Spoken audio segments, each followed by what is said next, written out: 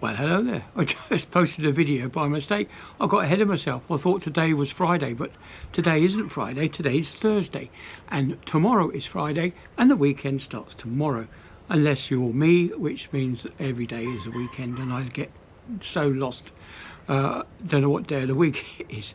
Anyway, so today, Thursday, I had my dash cam fitted to the car. Yeah, it wasn't cheap. It was a little bit expensive to have a dash cam professionally fitted to the car, but at least now I have the parking ability because it's plugged directly into the battery, so it keeps the sat nav going. Sat nav, the dash cam going when I'm parked up, so that in the event of you get hit in the car park, you can catch the little rascals before they do a runner. Yeah, because it records 20 seconds before. If there's an impact, it then saves those 20 seconds that it's recorded onto the video, and then it continues to record 20 seconds after. So you've got a 40-second window of them hitting the car, which should be enough. As well as, of course, the front camera or the back camera working simultaneously, recording onto the same device, which is rather handy. Anyway, so that's that done. Still getting excited about the new car. There's so many features. I actually went out yesterday to do a whole video on the inside of the car, looking at the consoles and the features of the car, but it was so dull and horrible I gave up. So hopefully over the weekend I might be able to get out on Friday. Now that's tomorrow. Might be able to get out on Friday and do some more videoing, but definitely going out today with Lady Sarah. When she comes home from work, we are going to get out to Mappleton and have a nice cup of tea there, and a slice of cake and a sandwich, I expect. So that'll be quite nice for her, have a day out. Yeah, she's been struggling at the moment, poor Lady Sarah. She's got a trapped nerve in the neck, which is really limiting her quality of life. And she spent when I was home last, she spent almost a whole day in A&E waiting to be seen, because she just couldn't do anything. She was all of a tremor, poor lady. Anyway, so she's been and got some more painkillers from the doctor, and she's got an appointment to see another specialist, see what they can do. Hopefully they'll do something with her neck. Whether it's surgery or not, I don't know, but we'll see. Yeah, the new kitchen is still getting used to it. I'm still going to the wrong side to switch the lights on when the lights are over this side now, and I keep turning around to put stuff in a drawer that's no longer there. Yeah, it's taking a little bit of getting used to. Yeah, what else is happening? Oh, it's such a beautiful day. I actually spent most of the day outside in the garden. Actually, I've done loads of washing, all sorts of stuff like that. Isn't it exciting when you're at home on your own? When the wife's at work, the lady wife is at work. Yes. Yeah. So what have I got planned? Well, I'm going to go for a little drive out tomorrow and see what I can do. I'm going to take my camera with me. I'm going to take my drone with me, and I'll see where I end up. I might end up at back down at Hornsey Mere, where the ducks are, and take some pictures of the ducks there. And if I can get away with it, I'll get the drone up and I'll do a 360 of the car, and I might do some internal photography of the inside of the car, showing you all the features. Oh, it's so clever, really are. These new cars are really, really clever. The only thing I hate about the new car is the lane assist. If you go slightly to the left or to the right of the centre of the lane, it kind of tells you you're going too far over, and it gives you the wheel a little nudge, and I don't like that. I don't like them having any inputs on the steering wheel. But that is one of the features of the car, is that when you're on the motorway, you can have proper lane assist, where it will keep you in the centre of the lane of the motorway when you're cruising cruise control speeds, 70 miles an hour. So that I've yet to experience because I've not got up that fast in it yet.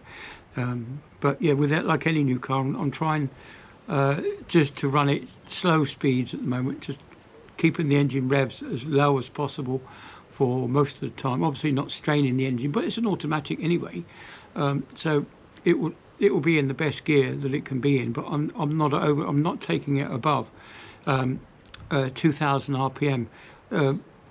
Obviously it might just flick into 2500 RPM just for a second or two, but I'm not worried about that. And so I'm trying to keep it in the low revs for now. Then maybe next week I'll go onto some slightly faster roads, try and get the speed up to 70 miles an hour, and just put it in cruise control for a little bit, just really to start putting the miles on before I take it in for its first service. I've got it booked in for its first service in December, although the lady that I booked it in with said, oh, you don't need to have a service booked in. Well, unfortunately, I'm a ship's engineer and I know what happens to engines when you don't run them in properly. So that's what I'm going to do. I'm going to run it, have the oil changed and the oil filter changed after its first 1,000 hours, and then I'm going to book it in for its free courtesy health check whenever it's due. But that's what I'm going to do. I'm just going to do the oil change and the filter changed, just for peace of mind, for longevity of the engine, if you know what I mean. Yeah, it's all about the tiny bushings that they put inside. Quite often the big end bearing will be two bearing shells put together because you can't do it any other way, but the top end bearing will be a bush, and fine metal particles will work their way into that metal bush and they will act a little bit like grinding paste. So obviously what we want to do is to get rid of all those small particles of oil, all those small particles of metal that's in the oil. We get them out. So the instructions I shall give to them when they put it in is to make sure they give it a good run, get the oil hot and circulating, and then do the oil change. Make sure that those metal particles are in suspension as you pull out the plug and drain the oil out. That would be my advice. It will pay dividends. I mean, that's what we do on board ship with a brand new engine, is that we would dump the oil after 500 hours or something like that, you know. Okay, that's 20 days, but we do have to run these engines in when we have them. We run them in. I know the big engines, we would run them for a certain number of hours at one particular rev. Then we go up to another rev band for another couple of hours. Then we come down to another rev band for another couple of hours. Then up again. So we do it slowly like this. And of course, we had centrifugal purifiers on our engines, on the big engines, which take metal particles out, as well as the filters that we have. They really are fine particle filters. Anyway, getting back to the car, one of the other features that I do like about the car is the fact that it's got these motorway assist, where if you're driving and the car in front starts to slow down, you start to slow down. If you're on cruise control, you start to slow down. If the car in front actually comes to a stop, I will come to a stop, and if the car in front moves away within, I think a small fraction of time, maybe 45 seconds or something like that, the car will then move away again. Otherwise, after that time has elapsed of standing still, is you have to put your foot on the accelerator again. But you shouldn't really have to. You won't have disengaged the cruise control, which I think is quite smart these days. But having said that, when you slow down and you're not within 2 inches of the car in front, the person behind starts flashing his lights at you. But I remember growing up as a kid, we used to have this 2-second rule, saying, if you said only a fool breaks a 2-second rule. So when the car in front passed an object on the road, say a marker, a signpost or something, you would then start reciting that little rhyme until you went past that marker in the road, and you knew that if you'd finished the rhyme and before you'd passed it, then you knew that you were a good braking distance behind the car in front. And of course, I just don't get it. You know, on the motorway the other day, I had two chevrons between me and the car in front. Yet in the other lane, in that same space, there were 3 cars packed in there. How the hell are you going to avoid a multi-car pile-up if the car in front suddenly had to stop, do an emergency stop? Now, I've seen a pigeon fly in to the window of a car that was travelling in the other lane, and they stopped pretty damn quick, I can tell you now. Obviously the pigeon had died when it hit the car, and it was on the other lane. As it hit that car in front of me, it bounced off his windscreen and then went across in front of me, and I was a bit wary of doing a hard brake as well. So yeah, just bear in mind that you just don't know what's going to be round the corner. Now, the other day when we went to the airport to go to see my baby girl in France, we hit a lump on the road, as I said. Now, if I'd had to do an emergency stop to avoid that, then definitely the car behind would have slammed into the back of me and caused a massive great pile-up. As it was, I couldn't stop. There's just no time really to react. I knew that I couldn't do an emergency stop because the car behind me was so close, so I just had to drive over it and hope for the best. Luckily for me, it was a big SUV. I was able to ride over it. But some of the smaller cars behind me, they were wrecked. Some of them, well, I'm pretty sure that some of them would have had damaged wheel rims, especially if it punctured the tyre, because it would have squished the whole tyre down and pinched the object and the rim together just to cause the puncture, and of course that would have damaged the rim. But anyway, I digress slightly. Yeah, the other thing is it's got an SOS feature as well. I'm going to have to get the book out and find out what that is. There's up on the roof there's a flap with an SOS button that you can press. I'll have to read up about that, see what that's all about, what that actually means. But yeah, I'm working through this booklet. The booklet's about that thick. It's about a gazillion pages. The paper is thinner than a fag pack. So a cigarette paper, yeah, thinner than a cigarette paper, and it's printed on both sides of very fine print, and it's taken a long time to get through. But I've read most of it. Yeah, I was finding out about the regenerative braking. I can actually put it into auto regenerative mode as well, so that it's like an adaptive regeneration system, where it works out how you'll drive. Obviously, if you're driving in the city and you've got cars stopping and starting in front of you, then it would adapt to that kind of regenerative braking, where you literally, it's 1 foot driving, you take your foot off the accelerator and you come to a stop. Whereas if you're driving like I was driving in the countryside, where you've got a long distance to go between you and the junction, I take my foot off early and it will coast rather than putting on that amount of regenerative braking. Anyway, it was interesting talking to this chap who came to fit the dash cam today. He was actually driving a Tesla, and he was saying to me, well, how do you charge it? And I said, well, I don't.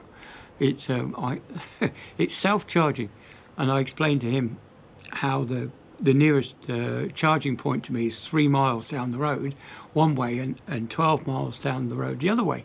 And we went, oh, okay, so you can't have charging. So no, parking on this side of the road is, I've got the pavement and the road between me and the car, and there's no way I could run a cable across from my house to the car to charge it. Even if you had one of these cable guards, that you'd end up getting chewed up and caught in somebody's car, no doubt, causing all sorts of problems. And I'm pretty sure it's illegal to do that anyway. Yeah. And it was interesting listening to him, and I said to him, how much his EV car was actually 8 years old, and I said to him, what are you going to do when you need a new battery? And he said, well, actually, he said he's had it for 8 years, and of course it's saving him money on electricity because he must be charging at home. That's the only way that these EV cars make sense. If you can charge it at home, yeah, I know you run into the damage of having a fire at home, But if you're charging at home, it costs a fraction of the price that it would do to charge it at one of these service stations. Blimey. Dogs are having a bit of a fun time over there, aren't they? At least that dog that's at the back has stopped barking. Either they've gone out or they've shut the dog inside. But must be a delivery man setting the dogs off. Anyway, and of course I've got the washing machine in the background as well, so there's plenty of noise drowning me out, so I'll probably best end it here. But yeah, the Tesla driver was saying that yes, it's because he's saved about £5,000 a year on the price of petrol and his road tax. He doesn't pay road tax yet, and of course his insurance will probably be a bit higher than a standard petrol car, so he'll be losing out there. But yeah, he's saying that he doesn't have to pay much in the way of electricity because he's charging at home. And of course, if he's got a solar panel, that would make all the difference. I suppose if he's got what they're fitting now is, if you do get solar panels, they're actually fitting you batteries so that you can store the energy. And I've got a little story about that I'm going to indulge you with later on. Anyway, so yeah, so I'm going to end it here. I'm going to say happy Thursday. I'm going to get back into it now, back into the videos now. I'm spending less time in the car and more time reading the book than I am driving. Blimey, that's noisy, isn't it? The new plumbing for the washing machine. It's much noisier than it was before. Anyway, so I'm going to say goodbye, and I'll catch you all on the next one. See you then. Bye then.